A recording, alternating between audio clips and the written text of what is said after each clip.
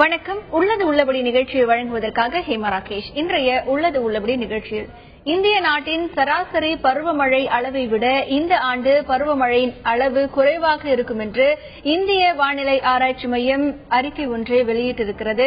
நாட்டின் பல பகுதிகளில் சராசரி அளவை விட மழை குறைவாக பெய்யும் என்று எதிர்பார்க்கப்படுகிறது என்று கூறப்படுகின்ற அந்த அறிக்கை விவசாயிகள் மத்தியில் ஒரு மிகப்பெரிய அதிர்ச்சியை ஏற்படுத்தியிருக்கிறது. கடந்த வருடத்தில் வறட்சி அதிகரித்ததன் காரணமாக விவசாயம் பல்வேறு பாதிப்புகளை சந்தித்தது. நாட்டின் பல பகுதிகளில் விவசாயிகள் தங்களுடைய வாழ்வாதாரத்தை இழந்து தவித்து வந்தார்கள். இந்த ஒரு நிலையில் இந்த வருடமும் சராசரி மழை அளவை விட குறைவாக மழை பெய்யும் என்கின்ற ஒரு அறிவிப்பு விவசாயிகள் மத்தியில் ஒரு மிகப்பெரிய அதிர்ச்சியை ஏற்படுத்தியிருக்கிறது. மேலும் மழை அளவு குறைந்தால் நாட்டின் பல பகுதிகளில் வறட்சி இன்னும் அதிகரித்து வரக்கூடிய சூழ்நிலையும் ஏற்பட இருக்கின்றன. மேலும் இந்த மழை அளவு குறைவாக பெய்யும் என்கின்ற ஒரு கருத்தின் அடிப்படையில் இதற்காக மாற்று ஏற்பாடுகளை அரசு என்னென்ன எடுக்க வேண்டும், விவசாயிகளை பொறுத்தவரை அவர்களுக்கான அறிவுரைகள் மற்றும் வழிமுறைகள் எப்படி வழங்கப்பட இருக்கின்றன, தண்ணீர் அதிகம் செலவழிக்காத ஒரு பயிர் சாகுபடியை விவசாயிகள் மேற்கொள்ள வேண்டும் என்கின்ற ஒரு கருத்து ஒரு பக்கம் இருந்தாலும் அதற்கான ஒரு ஆலோசனைகள் விவசாயிகளுக்கு எப்படி வழங்கப்பட இருக்கின்றன, இந்த ஒரு நேரத்தில் விவசாயிகள் அரசிடமிருந்து எதிர்பார்க்கக்கூடிய உதவிகள் என்ன என்பது பற்றி விரிவாக இன்றைய நிகழ்ச்சியில் விவாதிக்க இருக்கிறோம். முதலில் இது பற்றி ஒரு தொகுப்பை பார்க்கலாம். நம் நாட்டில் தென்மேற்கு பருவமழை வடகிழக்கு பருவமழை மூலம் மழைப்பொழிவை பெற்று வருகிறோம். நீண்ட காலமாக இந்தியாவின் மழையளவு 93% உள்ளது. இந்த வருடமும் 93% தான் பருவமழை பெய்யும் என்று கடந்த மாதம் இந்திய வானிலை ஆய்வுத்துறை கணித்திருந்தது. ஆனால் இப்போது பருவமழை மேலும் குறையும் என்று இந்திய வானிலை ஆய்வுத்துறையின் திருத்திய கணிப்பில் தெரிய வந்துள்ளது. அதாவது 93% பருவமழை என்பது 5% குறைந்து 88% பருவமழைதான் பெய்யும் என கணிக்கப்பட்டுள்ளது. நாட்டின் ஒவ்வொரு பகுதியிலும் மழையளவு சராசரிக்கும் குறைவாகத்தான் இருக்கும் என்று கூறப்படுகிறது. இதனால் டெல்லி உள்ளிட்ட வடமேற்கு இந்திய பகுதியில் வறட்சி அதிகரிக்கக்கூடும் என்று நம்பப்படுகிறது. கடந்த ஆண்டு பருவமழை மிகவும் குறைந்த அளவு பதிவானதால் பெரும்பாலான விவசாயிகள் மிகவும் மோசமான நிலைக்கு தள்ளப்பட்டார்கள். இந்த ஆண்டும் வறட்சி ஆண்டாக இருக்கும் என்று கணிக்கப்பட்டுள்ளதால் விவசாயிகளின் வாழ்க்கை நிலை கேள்விக்குறியாகவே உள்ளது. இந்தியாவில் பருவமழை குறையும் பட்சத்தில் பருப்பு உற்பத்தி பாதிக்கப்பட்டு அவற்றின் விலை கடுமையாக உயரும் அபாயமும் ஏற்பட்டுள்ளது. ஏற்கனவே பருவமழை தாமதமாகியுள்ள நிலையில் மழை பொழிவும் குறைவாக இருக்கும் என்ற தகவல் விவசாயிகளை கவலையடையச் செய்துள்ளது. பெரும்பாலான விவசாயிகள் பருவமழையையே நம்பியுள்ளனர். தென்மேற்கு பருவமழை குறைவாக பொழிந்தால் காரி பருவ நெல் சாகுபடி மகசூல் பாதிக்கும் நிலை ஏற்பட்டுள்ளது. இதனால் தேவையான முன்னேற்பாடுகளை அரசு உடனடியாக மேற்கொள்ள வேண்டும் என்பதே ஒட்டுமொத்த மக்களின் எதிர்பார்ப்பு. பருவமழையின் மழை அளவு இந்த ஆண்டு சராசரிக்கும் குறைவாக, அதாவது 93%லிருந்து 88% இருக்கும் என்று இந்திய வானிலை ஆய்வு மையம் தெரிவித்திருக்கிறது. ஆக இப்படி ஒரு அறிவிப்பு வெளியிடப்பட்டிருக்கக்கூடிய சூழ்நிலையில் விவசாயிகளுக்கு என்ன மாதிரியான ஏற்பாடுகளை அரசு செய்து தர வேண்டும் என்பது உள்ளிட்ட பல்வேறு விஷயங்களை இன்றைய உள்ளது உள்ளபடி நிகழ்ச்சியில் பார்க்க இருக்கிறோம். இன்றைய நிகழ்ச்சியில் பங்கேற்பதற்காக நம்முடைய கோவை செய்தி அரங்கிலிருந்து நம்முடன் இணைகிறார் கீழ்பவானி விவசாயிகள் சங்க தலைவர் திரு நல்லசாமி. அவரை இந்த நிகழ்ச்சிக்கு வரவேற்கிறோம். திரு நல்லசாமி, இந்த வருடம் மழை அளவு மிக குறைவாக இருக்கும் என்று இந்திய வானிலை ஆய்வு மையம் சொல்லியிருக்கிறது. கடந்த வருடம் ஏற்கனவே பருவமழை குறைந்ததன் காரணமாக பல பாதிப்புகள் ஏற்பட்டது. இப்போ இந்த வருடமும் குறைந்திருக்கு அப்படின்னு சொல்றாங்க. இதனால விவசாயிகள் என்ன மாதிரியான பாதிப்பை சந்திப்பார்கள்? விவசாயம் எந்த அளவிற்கு பாதிக்கும்? அதாவது நடப்பு தண்ணீர் ஆண்டுல 12% பருவமழை குறையும்னு சொல்லி இந்திய வானிலை ஆய்வு மையம் தெரிவிச்சிருக்காங்க. கடந்த ஆண்டு குறைவு, இந்த ஆண்டு குறைவு. ஆக இதுல பாத்தீங்கன்னா பருவமழை குறைஞ்சுக்கிட்டே போகும்போது ஆக அரசாங்கம் மாற்றுப்பயிருக்கு மாறணும். இப்போ ஜூன் மாதம் 12ஆம் தேதி அட்டவணைப்படி மேட்டூர் அணையிலிருந்து டெல்டா மாவட்டங்களுக்கு குறுவை சாகுபடிக்கு தண்ணி திறக்கணும். இந்த ஆண்டு குறுவை சாகுபடிக்கு தண்ணி இல்லைன்னு சொல்லி தமிழக அரசு அறிவிச்சிருக்காங்க. ஆனால் போதிய தண்ணீர் இருக்கின்றது. இன்னைக்கு மேட்டூர் அணையில பாத்தீங்கன்னா 35 டிஎம்சிக்கு மேலான தண்ணீர் இருக்கு. இதுல 8 டிஎம்சி எடுக்க முடியாது, நீர் தண்ணீர் எடுக்க முடியும். இப்ப காவிரி இறுதி தீர்ப்பு 2007 வெளியிட்டாங்க.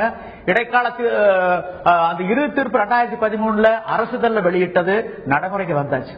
ஆக இன்னைக்கு அந்த தீர்ப்புப்படி கர்நாடகாவிலிருந்து ஜூன் மாதம் 10 டிஎம்சி, ஜூலை மாதம் 34 டிஎம்சி, ஆகஸ்ட் மாதம் 50, செப்டம்பர் 40 இந்த அளவில் தண்ணி திறந்து விட்டால் 4 மாதம் தான் குறுவைங்கிறது. ஜூன், ஜூலை, ஆகஸ்ட், செப்டம்பர் இந்த 4 மாதம். இந்த 4 மாதங்கள்ல அவங்க 134 டிஎம்சி கர்நாடகா கொடுக்கணும். ஆனா இங்க மேட்டூர்ல கிட்டத்தட்ட ஒரு 26 டிஎம்சி எடுக்கலாம். இதையெல்லாம் பார்க்கின்ற பொழுது தண்ணி பாத்தீங்கன்னா ஒரு 160 டிஎம்சி இருக்கும். இப்போ குருவிங்கிறது 4 லட்சம் ஏக்கர் தான். 4 லட்சம் ஏக்கருக்கு ஒரு 80 டிஎம்சி தண்ணீர் இருந்தா போதும். குடிநீருக்கு ஒரு 10 டிஎம்சி 90 டிஎம்சி இருந்தா போதும். ஆனா 170 டிஎம்சி தண்ணீர் இருக்கு. ஆக காவிரி இறுதி தீர்ப்பை நடைமுறைப்படுத்த வேண்டிய ஒரு கடமை பொறுப்பு மத்திய அரசு கொண்டு, அந்த தண்ணீரை விடக்கூடிய ஒரு பொறுப்பு கர்நாடக அரசு கொண்டு, இதை வலியுறுத்தி இந்த உரிமையை பெற்றுத்தர வேண்டிய ஒரு பொறுப்பு தமிழ்நாடு அரசு கொண்டு, இந்த 3 அரசுகளும் தங்களுடைய கடமைகளை தட்டி கழிச்சுட்டு வர்றாங்க. ஊற போடுறாங்க, ஆற போடுறாங்க, ஒத்தி போடுறாங்க, நீர்த்து போக செய்யறாங்க. அதனால தமிழ்நாட்டினுடைய நலன் தொடர்ந்து புறக்கணிக்கப்பட்டுக்கிட்டே வருது. ஒரு உச்சநீதிமன்ற தீர்ப்பை ஒரு மாநில அரசு ஏற்க தவறுனா அப்புறம் அந்த இந்திய அரசுக்கு எங்க இறையாண்மை இருக்கு? நாட்டினுடைய ஒருமைப்பாடு எதிர்காலத்தில் இருக்க போகுதா? ஆக சோவியத் சோசியலிச குடியரசு எப்படி 1989 வாக்கில் செதறுண்டு போச்சோ அந்த நிலைக்கு இந்த நாடு இதே நிலைமை நீடித்தால் தள்ளப்படும். அடுத்து பாத்தீங்கன்னா இன்னைக்கு தமிழ்நாடு அரசு என்ன சொல்றாங்கன்னா, நீங்க டெல்டா மாவட்டங்கள்ல நிலத்தடி நீர் மேல வந்திருக்கு, இப்ப நல்ல மழை பெய்ஞ்சிருக்கு, அதை வச்சு நீங்க நாங்க குறுவை சாகுபடி செய்யுங்க, நாங்க 24 மணி நேரம் தடையில்லா மின்சாரம் உங்களுக்கு கொடுக்கறோம், இலவச மின்சாரம். அடுத்து பாத்தீங்கன்னா இடுபொருள் விதை இலவசமா கொடுக்கறோம், அடுத்து முட்டுவலிக்கு உண்டான தொகையை கொடுக்கறோம், 2வது இலவசமா நடவு நட்டு தர்றோம், ஆக ஆலோசனை இலவசமா வழங்குறோம், இதையெல்லாம் சொல்றாங்க. ஆக எங்களுக்கு தேவை நாட்டில் பருவமழையின் அளவு மிகவும் இந்த வருடம் குறைவாக இருக்கும் என்று இந்திய வானிலை ஆய்வு மையம் தெரிவித்திருக்கிறது. இப்படி இருக்கக்கூடிய ஒரு சூழ்நிலையில் வறட்சி அதிகரிக்கக்கூடிய அபாயமும் ஏற்படுகிறது. தமிழகத்தை பொறுத்தவரை தண்ணீருக்காக அண்டை மாநிலங்களை சார்ந்திருக்கக்கூடிய சூழல் இன்றுமே நிலவுகிறது. கர்நாடகாவை பொறுத்தவரை நதிநீர் பங்கீடு என்பது நமக்கு வரவேண்டிய காவிரி நீரின் அளவு இன்னும் குறைவாக வருகிறது. அதனை பெற்றுத்தர அரசு நடவடிக்கை எடுக்க வேண்டும். அதே நேரத்தில் இன்னும் என்ன மாதிரியான நடவடிக்கைகள் எடுக்க வேண்டும் என்பது பற்றி தொடர்ந்து பார்க்கலாம். அதற்கு முன்பாக தமிழகத்தின் பல பகுதிகளில் இருக்கக்கூடிய விவசாயிகள் தங்களுடைய கருத்துக்களை முன்வைத்திருக்கிறார்கள், கேட்கலாம். கடந்த 3 ஆண்டுகளாக வரலாறு காணாத வறட்சியை தமிழகம் கண்டிருக்கிறது. ஆனால் இந்த ஆண்டும் மறுபடியும் போதிய அளவு மழை பெய்யாது என்று எல்லா விஞ்ஞானிகளும் சொல்றாங்க, வல்ல ஆராய்ச்சியும் சொல்லுது. பசிபிக் கடல்ல நானோ ஒன்று தோன்றிடுச்சு, அதனால கிட்டத்தட்ட 100% பெய்ய வேண்டிய மழை 85% தான் பெய்யும் சொல்றாங்க. அவங்க 85 பெய்யினா இங்க பெய்யறது ஒரு பகுதியில 85 பெய்ஞ்சு பெறும், மீதி பெய்யலாம் காஞ்சி பெறும். வட இந்தியாவே இந்த வருஷம் வறட்சியில பாதிக்குன்னு சொல்லிட்டு இருக்காங்க. வட இந்தியாவே வறட்சின்னு சொன்னா தமிழ்நாட்டு வறட்சிக்கு சொல்லவே வேண்டியில்லை. வானிலை ஆராய்ச்சி நிலையம் இந்த ஆண்டு சராசரி மழை அளவை விட 12% குறைவாக பொழியிருக்கிறது என்ற செய்தி அதிர்ச்சி தரத்தக்கதாக இருக்கிறது. குறுவை சாகுபடி இழந்து சம்பா சாகுபடிக்கும் சரியாக தண்ணீர் கிடைக்கவில்லை என்றால் என்ன செய்வது? ஆகவே காலத்தில் மத்திய மாநில அரசுகள் தொலைநோக்கு பார்வையோடு திட்டங்களை எடுக்க வேண்டும். குறிப்பாக பற்றாக்குறை காலத்தில் எப்படி கர்நாடகம் தமிழ்நாடும் தண்ணீரை பிரித்துக் கொள்ள வேண்டும் என்று நடுவர் மன்றத்தின் இறுதி தீர்ப்பு இருக்கிறது. அந்த இறுதி தீர்ப்பின்படி கர்நாடகத்திலிருந்து தண்ணீர் பெறுவதற்கான காலத்தின் நடவடிக்கையை தமிழ்நாடு அரசு எடுக்க வேண்டும், மத்திய அரசை நிர்பந்திக்க வேண்டும், மத்திய அரசு அந்த உத்தரவாதத்தை ஏற்படுத்த வேண்டும். கடந்த 4 ஆண்டுகளாக பொண்ணை வித்தான், பொருளை வித்தான், சென்ற ஆண்டு ஆடை வித்தான், மாடை வித்தான். அந்த நிலைக்கு விவசாயிகள் மிக தள்ளப்பட்டிருக்கோம். ஏன்னா விவசாயம் பெரிய அளவுல பாதிக்கப்பட்டிருக்கு தண்ணினால. இந்த நிலையில இந்த ஆண்டும் தண்ணி இல்லைன்னா, மழை அளவு குறைஞ்சதுன்னா விவசாய நிலை என்ன ஆகுதுன்னே தெரியல, நினைச்சு பார்க்க முடியல. அந்த அளவுக்கு இருக்கு. உடனடியா மத்திய மாநில அரசு விவசாய நலன் கருதி விவசாய கடனை தள்ளுபடி பண்ணணும், அல்லது தண்ணி கர்நாடக அரசிலிருந்து எங்கள் டெல்டா பகுதிக்கு உரிய தண்ணியை பெற்றுத்தரதுக்கு நடவடிக்கை எடுக்கணும். மழை நல்லா சிறப்பா பெய்ஞ்ச காலத்துல கூட கடைமடை பகுதி தண்ணி வராம விவசாயம் செய்ய முடியாத ஒரு சூழல் இருந்தது. இந்த மாதிரி இன்னும் மழை குறைவா இருக்கிறதுனால விவசாயிகள்கிட்ட ஒரு விழிப்புணர்வு ஏற்படுத்தணும். கம்மியான நீரை வச்சு என்னென்ன பயிர் பண்ணலாம், அதுக்கான தொழில்நுட்பத்தை இந்த கடைமடை பகுதி விவசாயிகளுக்கு சொல்லணும். அதே மாதிரி இந்த விவசாயிகளுக்கு தேவையான குறைஞ்ச நாள்ல விளையக்கூடிய நெல் வகைகள் அந்த மாதிரி விஷயங்களை சொல்லணும். விவசாயிகளிடமிருந்து பல்வேறு கோரிக்கைகள் முன்வைக்கப்படுகின்றன. அரசுகள் விவசாயிகளுக்கு குறைந்த அளவிலான தண்ணீரை பயன்படுத்தக்கூடிய பயிர் சாகுபடியை செய்வதற்கான வழிமுறைகளை ஏற்படுத்த வேண்டும் போன்ற கோரிக்கைகளும் இதில் இருக்கின்றன. தொடர்ந்து இது பற்றி விவாதிக்கலாம்.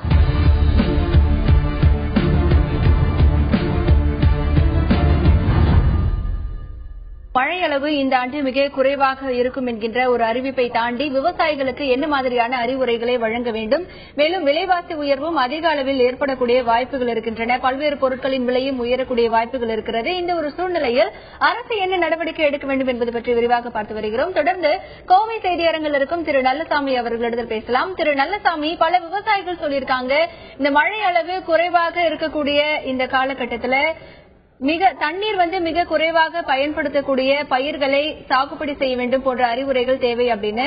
விவசாயிகளுக்கு என்ன மாதிரியான அறிவுரைகளும் ஆலோசனைகளும் வேளாண்மை துறை அதிகாரிகளிடத்திலிருந்து தேவை? இப்ப ஒரு ஏக்கர் ஒரு டிஎம்சி தண்ணி வச்சுக்கிட்டு 5000 ஏக்கர் நெல் சாகுபடி பண்ணலாம். அதே ஒரு டிஎம்சி தண்ணியை வச்சுக்கிட்டு 15000 ஏக்கர் புன்சை தானியங்கள் சாகுபடி செய்யலாம். இப்ப ராகி இருக்கு, சோளம், கம்பு, வரகு, சாமை, திணை, குதிரவாளி இதெல்லாம் சாகுபடி பண்ணலாம். ஆக மாற்றுப்பயிருக்கு மாறக்கூடிய ஒரு நிலை. மழை குறைவா இருக்க போகுது. ஆகவே விவசாயிகள் நன்சை பயிரை தவிர்த்துட்டு புன்சை பயிருக்கு மாறுங்க அப்படிங்கிற அறிவுரையை தமிழ்நாடு வேளாண்மை துறை விவசாயிகளுக்கு சொல்லணும். ரெண்டாவது இந்த வறட்சியான நேரங்கள்ல இருக்கக்கூடிய ஏரி, குளம், குட்டை, கண்மாய்கள் எல்லாம் தூர்வாரப்பட்டு அந்த வரத்து கால்வாய் அதனுடைய ஆக்கிரமிப்பு எல்லாம் அகற்றப்பட்டு அந்த தண்ணியை தேக்கணும். பொழிகின்ற மழை ஒரு சொட்டு கூட கடலுக்கு போகக்கூடாது. ஏன்னா இந்த வருஷம் மழை குறைவா பொழிய போகுது அப்படின்னு வானிலை ஆய்வு மையம் சொல்லியிருக்காங்க. அந்த அடிப்படையில இப்ப இருக்கக்கூடிய நிலவரத்தை பாத்தீங்கன்னா அதெல்லாம் ரொம்ப மோசமா இருக்கு.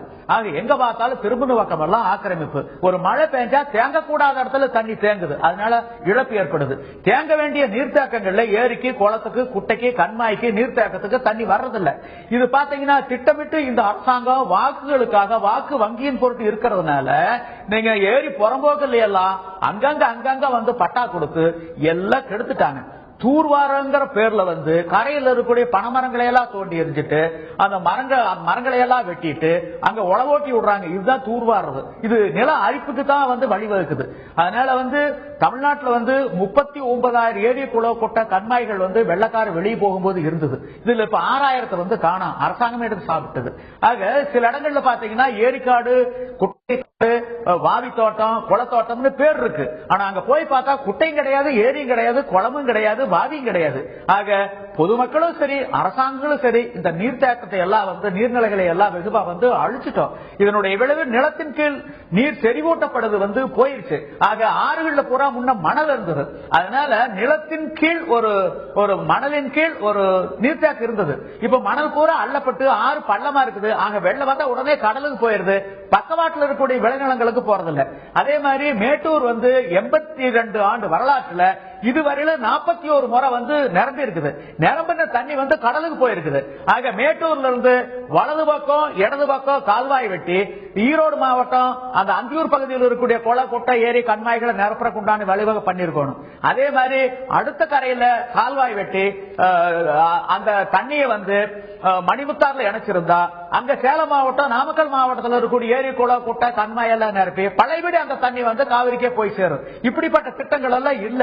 உபரி நீர் நாம சமுத்திரத்தில் வச்சுட்டு இருக்கோமே வெளிய தமிழ்நாட்டில் கூட அந்த நீர் மேலாண்மை சரியா செய்யப்படல. ஆங்கிலேயன் காலத்துல பாத்தீங்கன்னா அந்த பொதுப்பணித்துறை நீர் நிர்வாகத்தை செஞ்சுக்கிட்டு இருந்தாங்க. அதுக்கு முன்ன குடிமக்கள் மராமத்து இருந்தது. இப்ப குடிமக்கள் மராமத்துங்கிறது இல்ல. அந்த நீர் தேக்கங்களுக்கு குடிமக்களுக்கு தொடர்பு இல்லாம ஏதோ அரசு இயந்திரம் செய்யக்கூடியது நம்மளுக்கு இதுக்கு தொடர்பு இல்லை அப்படின்னு சொல்லி மக்கள் பங்கேற்காம இருந்துட்டு இருக்காங்க. இதனால பாத்தீங்கன்னா திரு நல்லசாமி, தொடர்ந்து பேசலாம். விவசாயிகளை பொறுத்தவரை நன்சை பயிர்களில் இருந்து புன்சை பயிர்களுக்கு மாற வேண்டும். அதே போல தமிழகத்தின் பல இடங்களில் இருக்கக்கூடிய நீர்நிலைகள் தூர்வாரப்படாமல் இருக்கிறது. மழை பொழிவு மிக குறைவாக வரும் என்கின்ற அறிவிப்பு ஒரு பக்கம் இருக்கக்கூடிய இந்த மழை பொழிவை பாதுகாத்துக் கொள்ள தமிழகத்தில் இருக்கக்கூடிய அனைத்து நீர்நிலைகளையும் தூர்வார வேண்டும், வரத்து கால்வாய்களையும் தூர்வார வேண்டும் என்கின்ற ஒரு கோரிக்கைகள் மிக முக்கியமாக இங்கே பதிவு செய்யப்படுகிறது. தொடர்ந்து தமிழகத்தின் பிற பகுதிகளில் இருக்கக்கூடிய விவசாயிகள் தங்களுடைய கோரிக்கைகளை முன்வைத்திருக்கிறார்கள். கேட்கலாம். சிறுதானிய பயிர்களை எல்லா இடங்களிலும் குறைவான தண்ணீர் செலவில் எந்தவிதமான ரசாயன உரமுமின்றி குறைந்த செலவில் நல்ல ஒரு சிறப்பான மகசூலை எடுக்கக்கூடிய யுக்திகள் விவசாயிகளிடையே இருக்கிறது. அதை வேளாண்மை பல்கலைக்கழகம், வேளாண்மை துறை எல்லாம் இணைந்து அதற்கு தேவையான விவசாயிகளுக்கு தேவையான உணவு, அதற்கு தேவையான விதை, அதற்கு தேவையான இயற்கை உரங்களை எல்லாம் விவசாயிகளுக்கு ஒரு திட்டத்தின் மூலமாக அறிவித்து தமிழகத்தில் சாத்தியக்கூறு இருக்கின்ற எல்லா மாவட்டங்களிலும் சிறுதானியங்கள் சாமை, திணை, வரகு, கேழ்வரகு, பனிவரகு, இணுங்குச்சோளம் போன்ற தானியங்களை எல்லா மட்டங்களிலும் சாகுபடி செய்யலாம். அரசாங்கங்கள் அந்த பருவமழை மாறுதலுக்கு காரணமான முக்கிய காரணிகளை தவிர்ப்பதற்கும் தொழில் கொள்கைகளை மாற்றிக்கொள்வதற்கும் தயாராக இல்லை. அதன் விளைவாகத்தான் இன்று பருவமழை மாறுதல், பருவமழை குறைவு ஏற்பட்டிருக்கின்றது. அப்ப இந்த பருவமழை குறை இருக்கும்போது உடனடியாக பாதிக்கப்படுவது, முதல் கட்டமாக பாதிக்கப்படுவது விவசாயத்தை தான். அப்ப விவசாயிக பாதிக்கப்படும் போது அப்பொழுது மட்டும் இந்த அரசாங்கம் அதை பத்தி இருந்தாக்க இதுக்கு ஒரு நிரந்தர தீர்வை காண முடியாது. பொழிகின்ற மழையை தேக்கி வைத்துக் கொள்ள அல்லது பொழிகின்ற மழையை சேமித்து வைத்துக் கொள்ள இன்றைக்கு நீர்நிலைகள் சரியில்லை, இருப்பு சரியில்லை. அதே போல வரத்து கால்வாய்கள், அதுபோல பாசன வடிகால் கட்டமைப்புகள் இன்றைக்கு சரியாக தூர்வாரப்படவில்லை. ஆகவே குறைவாக வருகிற இந்த மழைநீரை நம்பிக்கூட இன்றைக்கு காலத்தில் நடவடிக்கை எடுக்காதால் அரசாங்கம் விவசாயிகளுக்கு இந்த தண்ணீர் கிடைக்குமா, வந்த தண்ணீராவது கிடைக்குமா, அல்லது பொழிகின்ற மழையாவது பாதுகாத்துக் கொள்ள முடியுமா என்ற அச்சம் இருக்கிறது. நேரடி நெல் விதைப்பு செய்தால் அதற்கு ஓரளவு பலன் இருக்கும். அந்த நேரடி நெல் விதைப்பு என்று சொல்லக்கூடிய நிலையிலே வறட்சியை தாங்கக்கூடிய நெற்பயிர்களை நாம் நேரடியாக விதைத்தோம் என்று சொன்னால் நமக்கு பாதிப்பு அதிகம் இருக்காது. அரசு ஏதோ விவசாயி பண்ணிக்குவான்னு பேசாம இருந்துச்சு, மத்த இதுல கவனம் இண்டஸ்ட்ரியல் ஆக்குறேன், இவன் கார்பரேட் கம்பெனியை கொண்டு வரேன், வேலை வாய்ப்பை உண்டாக்குறேன் அப்படின்னு போட்டு இருந்துச்சுன்னா இந்தியா வெளிநாட்டில் உணவுக்காக பிச்சை எடுக்கின்ற பழைய நிலைக்கு வந்துடும். 1970 முன்னே PL480 அமெரிக்காவில் உணவு இறக்குமதி பண்ண மாதிரி இப்பயும் நம்ம உணவு இறக்குமதி பண்ணி கையேந்துகின்ற ஒரு சூழ்நிலை இந்தியாவுக்கு வந்துடும். அப்படி கையேந்துகிற ஒரு சூழ்நிலை இந்தியாவுக்கு வந்தா நம்ம ஒரு பிச்சைக்கார நாடு என்று மற்றவர்கள் நம்ம தூத்தக்கூடிய ஒரு நிலைமைக்கு நம்ம வந்துருவோம். இந்த ஆண்டு பருவமழையின் மழையளவு குறைவாக இருக்கும் பட்சத்தில் வறட்சியை தாங்கக்கூடிய பயிர்களை பயிர் செய்ய விவசாயிகளை அறிவுறுத்த வேண்டும் போன்ற கோரிக்கைகள் இங்கே முன்வைக்கப்படுகின்றன. தொடர்ந்து இது பற்றி விவாதிக்கலாம்.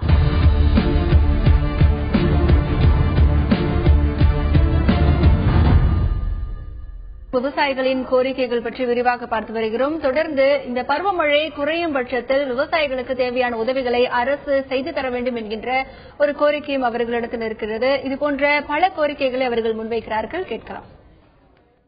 நிலத்தடி நீரை பயன்படுத்தி விவசாயத்தை மேம்படுத்த வேண்டும் என்று அரசு எதிர்பார்க்கிறது. அதற்கு அடிப்படையாக இருக்கிறது மின்சாரம். மின்சாரம் என்பது மும்முனை மின்சாரம் இருந்தால்தான் விவசாய பம்பு செட்டுகள் எல்லாம் ஓடும் என்பது எல்லோருக்கும் தெரிந்த விஷயம். அதன் அடிப்படையிலே போர்க்கால அடிப்படையில் விவசாய பம்பு செட்டுகளுக்கெல்லாம் மும்முனை விவசாயம் உடனடியாக தமிழக அரசு வழங்கிட வேண்டும். பற்றாக்குறை காலங்களில் இன்னும் புதிய தொழில்நுட்பங்களை பயன்படுத்தி எப்படி இந்த சாகுபடி பணியை மேற்கொள்வது, குறிப்பாக காவிரி டெல்டா மாவட்டங்களில் நெல் சாகுபடியை விட்டால் இந்த மழைக்காலத்தில் வேறு பயிருக்கு வாய்ப்பில்லை, வேறு மாவட்டங்களில் வேறு பயிருக்கு வாய்ப்பு இருக்கிறது. ஆகவே அந்த மாவட்டங்களில் அந்த பயிர்களை உற்சாகப்படுத்த ஊக்கப்படுத்தவும், அதுபோல் இந்த காவிரி டெல்டாவில் நெல் பயிரை பாதுகாத்திடவும் தொலைநோக்கு திட்டங்களை பற்றி சிந்தித்து நடவடிக்கை எடுத்து மத்திய மாநில அரசுகள் இணைந்து நடவடிக்கை எடுத்தால்தான் இந்த ஆண்டு விவசாயிகளை குறைந்தபட்சம் பாதுகாக்க முடியும். விவசாய நிபுணர்கள் இருக்கிறார்கள், கோயம்புத்தூர் அக்ரிகல்ச்சர் யூனிவர்சிட்டி இருக்கிறது, ஆடுதுறை நெல் ஆராய்ச்சி நிலையம் இருக்கிறது. இங்குள்ள விஞ்ஞானிகள் எல்லோரும் வறட்சியை தாங்கக்கூடிய குறுகிய கால நெற்பயிர்கள் என்னென்ன, வறட்சியை தாங்கக்கூடிய கரும்பு பயிர்கள் என்னென்ன என்று இவற்றையெல்லாம் கண்டறிந்து அவற்றை தங்களுடைய வேளாண் துறை மூலம் ஒரு சரியாக விளம்பரம் செய்து, ஏனென்று சொன்னால் விவசாயிகளுக்கு பருவமழை பற்றி கவலை இல்லை, அவர்களுக்கு அதை பற்றி தெரியவும் தெரியாது. எத்தனை % மழை பெய்ய போது எத்தனை % மழை பெய்யலங்கிறதெல்லாம் விவசாயிக்கு தெரியாது. இதையெல்லாம் கொண்டு செல்ல வேண்டிய கடமை வேளாண் துறைக்கு உண்டு. நம்ம நாட்டை பொறுத்த வரைக்கும் பட்டினி சாவுங்கிறதுலாம் அந்த காலத்துல இருந்ததே கிடையாது, இன்னமும் இருக்கக்கூடாது. விவசாயியோட தற்கொலைங்கிறது நடக்கக்கூடாதுன்னா விவசாயத்துக்கு முன்னுரிமை கொடுத்து வரக்கூடிய பட்ஜெட்டுகள்ல நிதிநிலை அறிக்கையில 1வது தொழிலாக முன்னுரிமை கொடுக்கப்பட வேண்டியதா விவசாயம் இருக்கணும். இந்த நீர் மேலாண்மை திட்டங்களை அதிகப்படுத்தணும். நீர் மேலாண்மை திட்டங்களை அதிகப்படுத்தி அதுக்கான நிதி ஒதுக்கீட்டை செஞ்சு கோடைக்கால பயிர்கள் அதே மாதிரி திணை பயிர்கள் இதுக்கான முன்னுரிமையை கொடுத்து செய்யணும். குறைந்த தண்ணீர்ல அதிக மகசூல் போறதுக்கான திட்டத்தை எங்களுக்கு அரசாங்கங்கள் வழிகாட்டணும். நீர் மேலாண்மை திட்டங்களுக்கு அதிக முன்னுரிமை கொடுக்க வேண்டும், மேலும் சிறுதானிய பயிர்களை சாகுபடி செய்ய ஊக்குவிக்க வேண்டும் போன்ற கோரிக்கைகள் முன்வைக்கப்படுகின்றன. தொடர்ந்து திரு நல்லசாமி அவர்களிடத்தில் பேசலாம். திரு நல்லசாமி, இப்போ மழை அளவு இந்த ஆண்டு குறையக்கூடிய அபாயம் இருப்பதனால் வறட்சி அதிகமாகக்கூடிய ஒரு சூழ்நிலை இருக்கிறது. இதனால் விவசாயிகள் அரசிடமிருந்து என்ன மாதிரியான உதவிகளை எதிர்பார்க்கிறார்கள்? அதாவது நடப்பாண்டுல பருவமழை குறையும்னு சொல்லியிருக்காங்க. வட மாநிலங்கள்ல கூடுதலாகவும் தென் மாநிலங்கள்ல குறைவாகவும் இருக்கு இதனுடைய தாக்கம் அப்படின்னு சொல்லியிருக்காங்க. ஆனா அரசாங்கம் இன்னைக்கு செய்ய வேண்டியது என்னன்னா, இந்திய நாடு ஒரு விவசாய நாடு. விவசாயம்ங்கிறது ஆக்சிஜன் உற்பத்தி செய்யக்கூடிய ஒரு தொழிற்சாலை. மற்ற தொழிற்சாலைகள் எல்லாம் கார்பன் டை ஆக்சைடு வெளியிடுது, ஆக்சிஜனை எடுத்துக்குது. ஆனா விவசாயம் மட்டும்தான் கார்பன் டை ஆக்சைடு எடுத்துக்கிட்டு அந்த ஆக்சிஜனை வெளியிடுது. அதனால இந்த விவசாயம் காக்கப்பட வேண்டியது கடமை. இந்த பஞ்சபூதங்கள்ல நெருப்பு ஒன்றை தவிர எல்லாமே பாதிப்பு உண்டாக்கிட்டோம். திரும்ப நோக்கமெல்லாம் சூழல் மாசுகேடு. அதனால விவசாயத்தை காப்பாற்ற வேண்டிய ஒரு பொறுப்பு கடமை அரசுக்கு உண்டு. ஆனா இந்திய நாடு ஒரு விவசாய நாடு. இது தொடர்ந்து கையேந்தி நாடாவே இருந்துகிட்டு இருக்கு. இன்னைக்கு கையிருப்பு போதிய அளவு இருக்கிறதுங்கிறதெல்லாம் ஒரு போலியான புள்ளி விவரம். இன்னைக்கு பங்கீட்டு கடைகள்ல கொடுக்கக்கூடிய அந்த சமையல் எண்ணெய் 100க்கு 100 வெளிநாடுல இந்தோனேசியாவிலும் மலேசியாவிலிருந்து இறக்குமதி செய்யப்பட்ட பாமாயில். அதே மாதிரி பருப்புங்கிறது 100க்கு 70% வெளிநாட்டிலிருந்து, குறிப்பா கனடாவிலிருந்து இறக்குமதி பண்ணி தான் விநியோகம் பண்ணிட்டு இருக்காங்க. ஆக மொத்தத்துல நம்ம நாடு கையேந்திக்கிட்டு இருக்குது. இதே சூழ்நிலை தொடர்ந்தால் இன்னைக்கு தமிழ்நாட்டுக்கு வந்திருக்கக்கூடிய வறட்சி உலக அளவில் வந்ததுன்னா இந்த 125 கோடி மக்களுக்கு எந்த நாட்டிலிருந்து இறக்குமதி பண்ணி உணவு தேவை பூர்த்தி செய்ய முடியாது. அந்த காலகட்டத்தில் கொத்து கொத்தா மடியற தவிர வேற வழியே கிடையாது. வருமுன்னர் காபாதான் வாழ்க்கை, எரிமுன்னர் வைத்தூர் போலக்கடும் என்கின்ற நிலையில தான் இருக்கும். ஆக இந்த வான்மழையை பத்தி கொஞ்சம் தரவா தெரிஞ்சுக்கணும். அந்த வான் சிறப்புங்கிற அதிகாரத்தில் என்ன சொல்றாங்கன்னா, தானம் தவமிரண்டும் தங்கா வயனுலகம் வானம் வழங்காதன்.